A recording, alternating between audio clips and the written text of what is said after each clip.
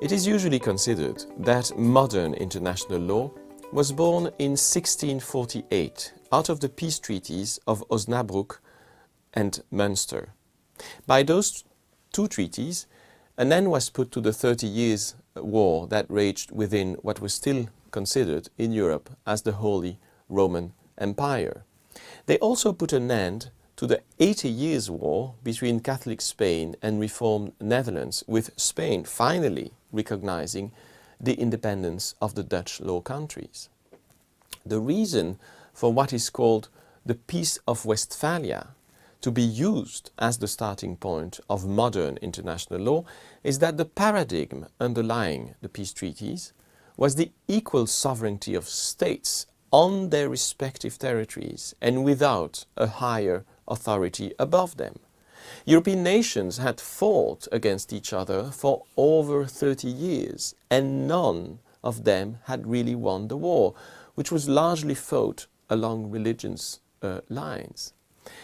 States and nations were exhausted, new nations had been born, and the basic social model that was used to bring peace to Europe was a very simple model.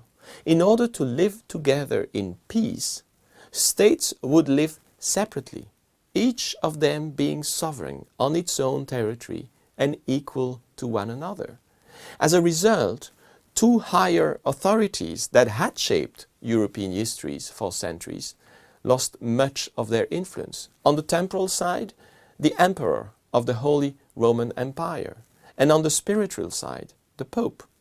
The legal bounds of hierarchy, allegiance and authority that had existed between the Emperor and the Pope on the one hand, and the European princes and monarchs on the other, those bounds were definitely replaced by a new understanding of the relations between the kings and the princes. That new understanding is based on equal sovereignty, and as a result, the legal order stemming from such paradigm is repugnant to any higher law imposed from above on the various states. The model of equal sovereignty is a model of a liberal legal order, where each polity adopts for itself its own laws and eventually contracts with other equal entities to create obligations between them. But none of them has the authority to impose obligations on the other or to command that other entity.